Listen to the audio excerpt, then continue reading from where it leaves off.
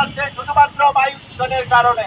পরিবেশ অধিদপ্তরের পরিবেশ মন্ত্রণালয়ের যারা দায়িত্বে আছেন তাদের কি লজ্জা লাগে না? আমাদের প্রতিবেশী রাষ্ট্র থেকেও বিশ্ব ব্যাংকের তথ্য অনুযায়ী প্রায় 30 বার বায়ু দূষণ বাংলাদেশের সীমান্তে প্রবেশ করে। আমরা আমাদের এই ঢাকা শহরকে মৃত্যুপুরী বানিয়ে ফেলেছি। আর এই মৃত্যুপুরী বানিয়ে ফেলার পিছনে আমাদের আগে যে সরকার ছিল তাদের বায়ু দূষণ নিয়ন্ত্রণ করতে যে ব্যর্থতার পরিচয় দিয়েছে সেটি প্রধানতম একটি কারণ। আমরা দেখতে পাচ্ছি একে একে খুন করা হচ্ছে, আবারও বলছে একে একে আমাদেরকে খুন করা হচ্ছে। শিকাগো বিশ্ববিদ্যালয় থেকে 2023 সালে একটি রিপোর্ট প্রকাশ করেছিল, সেখানে বলা হচ্ছে ঢাকার মানুষের গড় আয়ু 6 থেকে 8 বছর কমে যাচ্ছে শুধুমাত্র বায়ু দূষণের কারণে। সরকার এই তথ্য নিয়ে কোনো প্রতিবাদও করেনি, অর্থাৎ তারা মেনে নিয়েছে মানুষ তারা খুন করছে বিষাক্ত বায়ু সেবনের মাধ্যমে। এই যে আমার জীবন থেকে 8টি বছর নিয়ে যাওয়া হচ্ছে, লক্ষ লক্ষ পরিপূর্ণ মানুষের জীবন থেকে 8টি বছর নিয়ে যাওয়া হচ্ছে, এটি একটি খুন।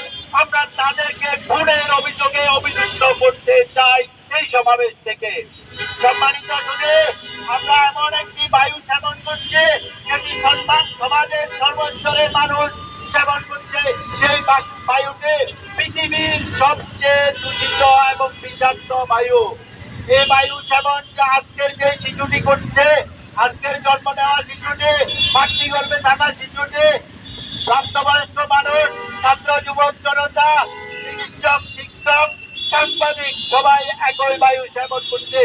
অর্থাৎ সকলকে আমরা ধীরে ধীরে মৃত্যুর দিকে এগিয়ে দিচ্ছি। অথচ এই নির্মল বায়ু দেওয়ার জন্য যাদের দায়িত্ব ছিল তারা এসি রুমে বসে সুন্দর সুন্দর কথা বলে আমাদেরকে বুঝিয়ে দেওয়ার চেষ্টা করা হচ্ছে। আবার কেউ কেউ আমাদেরকে এয়ার পিউরিফায়ার ব্যবহারের পরামর্শ দিচ্ছেন। আমরা তাদেরকে বলতে চাই, এই দেশের মানুষ একটি ম্যান্ডেট দিয়ে এই নতুন সরকারকে, ইন্ডিয়ান সরকারকে দায়িত্ব দিয়েছে। এখনো কেন আমাদেরকে রাস্তায় দাঁড়াতে হবে প্রশ্ন রাখতে চাই। এখনো কেন রাত্রে 2টা বাজে পাঠ্যপুঞ্জের বাসকে আমাদের পাহারা দিয়ে রাখতে হবে? এটা খুবই লজ্জাজনক, এটা অনাকাঙ্ক্ষিত, এটার আমরা তীব্র নিন্দা জানাই। আমরা বাংলাদেশের ঢাকা শহরে বায়ু দূষণ জনিত জরুরি স্বাস্থ্যগত জরুরি অবস্থা বা রেড অ্যালার্ট দাবি জানিয়ে আসছিলাম। সারা বাংলাদেশের বায়ুর মান একইভাবে খারাপ। আমাদের যারা ক্ষমতায় আছে, পরিবেশ অধিদপ্তরের পরিবেশ মন্ত্রণালয়ের যারা দায়িত্বে আছেন তাদের কি লজ্জা লাগে না যে এই নির্মল বায়ু নিশ্চিত করার দায়িত্ব নিয়ে বসে থাকে? তারা নির্মল বায়ু তো দূরের কথা, এই ডিসেম্বর মাসে বায়ুমান সূচকে সর্বোচ্চ 840 AQI নিয়ে অবস্থান করছি। যে বায়ু আমরা সেবন করছি সেটি একটি মৃত্যুকূপ, অর্থাৎ টর্চার চেম্বারেও হয়তো হিটলার এই ধরনের বিষাক্ত গ্যাসে মানুষকে নিয়ে গিয়েছে কিনা সন্দেহ রয়েছে। অথচ ঢাকাতে আমরা প্রতিনিয়ত সেই বায়ু সেবন করছি। ঢাকা ছাড়াও রাজশাহী, চট্টগ্রাম, সিলেট, নারায়ণগঞ্জ, গাজীপুর, ময়মনসিংহ, খুলনা, বাংলাদেশের এমন কোনো শহর নেই, এমন কোনো উপজেলা নেই যেখানে বিশুদ্ধ বায়ু নিশ্চিত করা গিয়েছে, যেখানে শুধুমাত্র দূষিত বায়ু সেবন করছে। এই দূষিত বায়ু সেবন আমরা আর করতে চাই না। সরকার ব্যর্থ হয়েছে। পূর্ববর্তী সরকার 15 বছরে ধারাবাহিকভাবে আমাদেরকে দূষিত বায়ু সেবন করতে বাধ্য করেছে। আমরা এখনো সেই ধারাবাহিকতা আমরা লক্ষ্য করছি।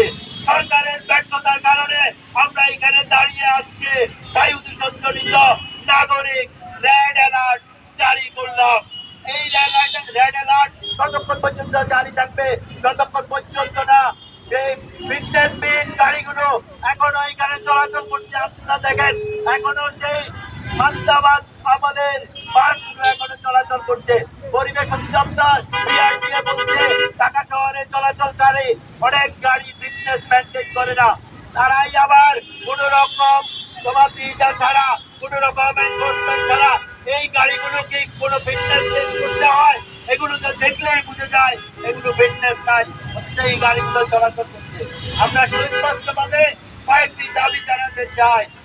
প্রথম দাবি, নাগরিক স্বার্থ, নাগরিক স্বাস্থ্য বিবেচনায় বায়ু দূষণ জনিত জরুরি স্বাস্থ্যগত রেড অ্যালার্ট এখনই জারি করা হোক। এই রেড অ্যালার্ট জারির সময় ফিটনেসহীন গাড়িগুলোকে অবশ্যই রাস্তা থেকে ফেজ আউট করতে হবে এবং সেটি আজকে থেকেই কার্যক্রম শুরু করতে হবে। বায়ু দূষণকারী ইটের ভাটাগুলোর বিরুদ্ধে এখনই জরুরি ব্যবস্থা গ্রহণ করা হোক। সিটি কর্পোরেশনের বর্জ্য ব্যবস্থাপনার ব্যর্থতা স্বীকার করে নিয়ে যত্রতত্র বর্জ্য পোড়ানো বন্ধ করতে হবে আজকে থেকে। ঢাকা শহরের নাগরিক ভোগান্তি কমানোর জন্য সাময়িকভাবে বায়ু দূষণ কমানোর জন্য আজকে থেকে মহামান্য হাইকোর্টের নির্দেশনা অনুযায়ী নিয়মিতভাবে রাস্তায় এবং রাস্তার পাশের গাছে পানি দিতে হবে। বায়ু দূষণকারী যে আমাদের দেশে রয়েছে তা নয়, আমাদের প্রতিবেশী রাষ্ট্র থেকেও বিশ্ব ব্যাংকের তথ্য অনুযায়ী প্রায় 30 ভাগ বায়ু দূষণ বাংলাদেশের সীমান্তে প্রবেশ করে।